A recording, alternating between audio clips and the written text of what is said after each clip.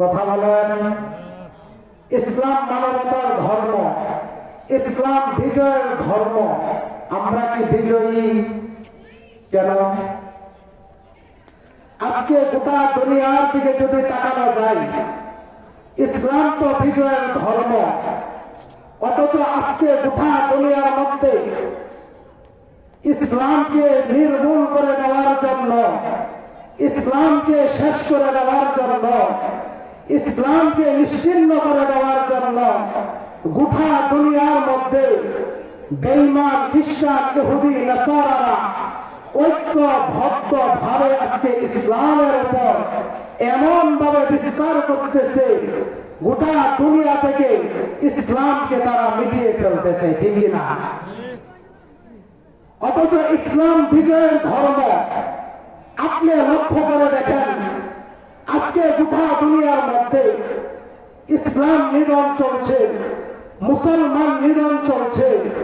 আজকে গোটা দুনিয়া আনাচে কানাচে এক একটা মুসলিম রাষ্ট্র, এক একটা মুসলিম অঞ্চল, এক একটা মুসলিম দেশ ইহুদিদের বোমার আঘাতে টনকে টন বোমা ফেলে এক একটা মুসলিম অঞ্চলগুলোকে ওরা শেষ করে দিচ্ছে।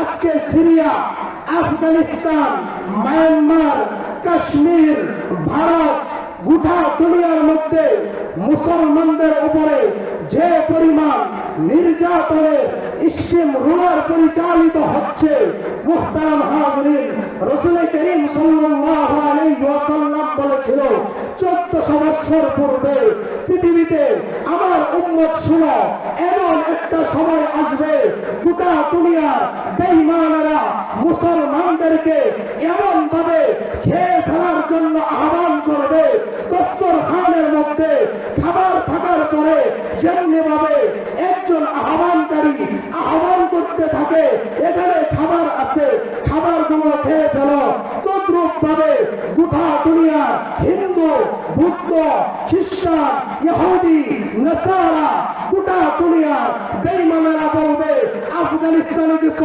মুসলমান আছে, এদেরকে খেয়ে ফেলো, ভারতের দিল্লিতে কিছু মুসলমান আছে, এদেরকে শেষ করে ফেলো, আফগানিস্তানে মুসলমান আছে, এদেরকে শেষ করে ফেলো, কাশ্মীরে মুসলমান আছে, এদেরকে খেয়ে ফেলো, মায়ানমারে মুসলমান আছে, এদেরকে শেষ করে ফেলো, কিনা? মুহতারাম হাজরিন, আজকে গোটা দুনিয়া জুড়ে মুসলমানদের রক্তে খোদার জমিন রঞ্জিত হচ্ছে। মুহতারাম হাজরিন, সাহাবায়ে কেরাম তখন বলেছিল, ও ইয়া রাসূলুল্লাহ, তখন কি আমরা সংখ্যায় কম থাকবো? আল্লাহ রাসূল বলেছিল, না, উম্মত থাকবে অনেক, এরপর আমরা কেন মায়ের খাবো? ইহুদি থাকবে কম। আল্লাহ রাসূল বলেছিল, শোনো আমার উম্মত, এই কারণে মুসলমান মায়ের খাবে। গোটা দুনিয়ার মধ্যে আজকে এত মুসলমান, মাত্র 80 লক্ষ ইহুদি।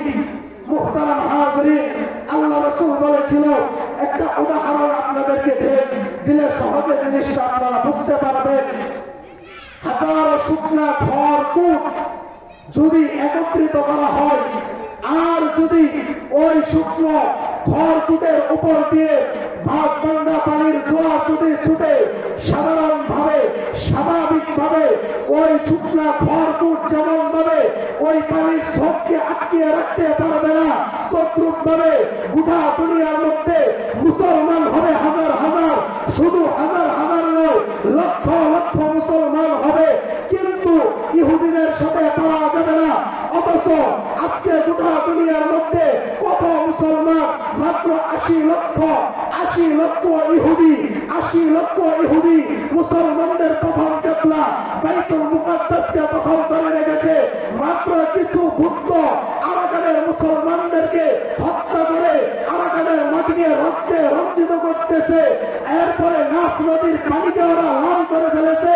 ভারতের দিল্লিতে মুসলমানদেরকে নিধন করছে। মুহতারাম হাজরিন, আল্লাহ রাসূল ভবিষ্যৎবাণী করেছিল যে মুসলমানদের এমন করুণ পরিস্থিতি হবে, মুসলমানদের রক্তে কাকু পর্যন্ত ভিজে যাবে। এরপরেও আল্লাহ রাসূল সুসংবাদ শুনিয়েছে, আমার উম্মত শোনো, গোটা দুনিয়ার মধ্যে কালেমার পতাকা আবারও পথ করে উঠবে। সুবহানাল্লাহ। মুহতারাম হাজরিন, গোটা দুনিয়ার সমস্ত কিছু মিথ্যা হতে পারে, রাসূল করিম সাল্লাল্লাহু আলাইহি ওয়াসাল্লামের জবান মুবারক দ্বারা যে বাণী বের হয়েছে, পৃথিবীতে কোনদিন ওই বাণী মিথ্যা হতে পারে না। আল্লাহ রাসূল বলেছে, গোটা দুনিয়া মুসলমান জয় করবে। আজকে গোটা দুনিয়ার দিকে আমরা তাকাইলে দেখতে পারি সুলতান সালাউদ্দিন আইয়ুবীর রূহানি সন্তানেরা পৃথিবীর কোনায় কোনায় জাগ্রত হয়ে গেছে। মুহাম্মদ বিন কাসেমের উত্তরসূরিরা আজকে জাগ্রত হয়ে গেছে। আজকে সিরিয়া মুসলমানদের দখলে চলে আসছে। বাশার আল আসাদ পালিয়েছে, আফগানিস্তান মুসলমানদের দখলে চলে আসছে। এরপরে আমেরিকা পালাতে বাধ্য হয়েছে। মুসলমান সেই দিন বেশি দূরে নয়, যেমন ভাবে বাংলাদেশের নব্য ফেরাউন 16 বছরের ফ্যাসিস্ট হাসিনা পালাতে বাধ্য হয়েছে। ইনশাআল্লাহ বাংলাদেশের মধ্যে ইসলামের পতাকা পথ করে উড়বে। শুধু 55,000 বর্গ মাইলে নয়, ভারতে ইসলামের পতাকা উড়বে, আমেরিকাতে ইসলামের পতাকা উড়বে। গোটা দুনিয়ার মধ্যে আবারও সেই ইসলামের পতাকা উড়বে ইনশাআল্লাহ। আমরা সেই চূড়ান্ত বিজয়ের অপেক্ষায় আছি। আছেন তো ইনশাআল্লাহ? আল্লাহ রাসূল বলেছেন, গাজওয়াতুল হিন্দ যুবকদেরকে বলবো, দুনিয়াকে নিয়ে স্বপ্ন বাদ দাও। মুসলমানের স্বপ্ন তো একটাই, মুসলমান যতদিন পর্যন্ত দুনিয়ার মধ্যে জিন্দা থাকবে, আরে মুসলমান যতদিন পর্যন্ত দুনিয়াতে থাকবে, মুসলমানের চিন্তা একটাই থাকবে, আমি মরবো তো আমি জান্নাতের মধ্যে চলে যাব।